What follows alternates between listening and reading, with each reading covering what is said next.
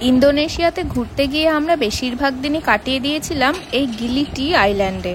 ইন্ডিয়ার ম্যাক্সিমাম মানুষই ইন্দোনেশিয়া ঘুরতে এসে বালি ও নুসা পেনিদা ঘুরে চলে যায়। অনেকেই গিলি আইল্যান্ডের ব্যাপারে জানে, আবার অনেকে জানে না। বালি থেকে এর দূরত্বটা একটু বেশি বলে এখানে আসে না।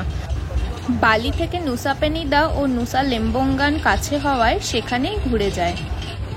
সেই আইল্যান্ডগুলোও খুব সুন্দর। তবে আমরা আগে থেকেই ভেবে রেখেছিলাম যখন ইন্দোনেশিয়া যাব গিলি আইল্যান্ডে অবশ্যই থাকব। আমরা টোটাল 5 দিন কাটিয়ে দিয়েছি এই গিলি টি আইল্যান্ডে। কি করে যে এতগুলো দিন হুশ করে কেটে গেল বুঝতেই পারলাম না। এই গিলিত্রঙ্গান আইল্যান্ডটা এতটাই ছোট যে সাইকেল নিয়ে মাত্র 30 মিনিটেই পুরো 360 ডিগ্রি ঘুরে ফেলেছিলাম। আমরা কয়েকটা দিন সাইকেল নিয়ে ও কয়েকটা দিন ইলেকট্রিক স্কুটার নিয়ে ঘুরেছি। ইলেকট্রিক স্কুটারে তো আরও কম সময় লাগে, মাত্র 15 মিনিটেই ঘুরে ফেলা যায় এই আইল্যান্ডটা। তবে এই গিলিত্রঙ্গান আইল্যান্ডের থেকেও আরও ছোট দুটো আইল্যান্ড হলো গিলি এয়ার এবং গিলি মিনো। বালির মতোই লম্বক হলো একটা বড় আইল্যান্ড, আর এই লম্বকের আন্ডারেই এই 3টে গিলি আইল্যান্ডগুলো পড়ে।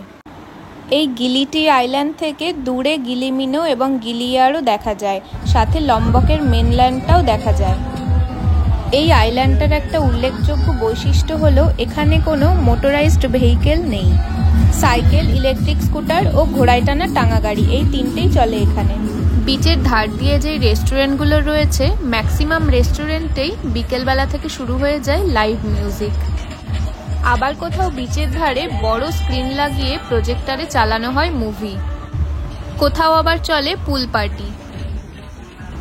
আর রোজ রাত 11টার পর শুরু হয়ে যায় নাইট পার্টি, যেটা এক এক দিন এক একটা বার অর্গানাইজ করে। দিনের বেলায় রিল্যাক্সেশন আর রাত্রের বেলায় পার্টি, 2 রকম ভাইবই পাওয়া যায় এখানে। প্রতিদিনই দিনের বেলা স্নোরকেলিং এর জন্য বোট ছাড়ে। স্নোরকেলিং এর সাথে সাথে গিলি এয়ার এবং গিলি মিনো আইল্যান্ড হপিংও করানো হয়। আমরা একটা দিন বোটে করে সেই ডে ট্রিপটা করেছিলাম।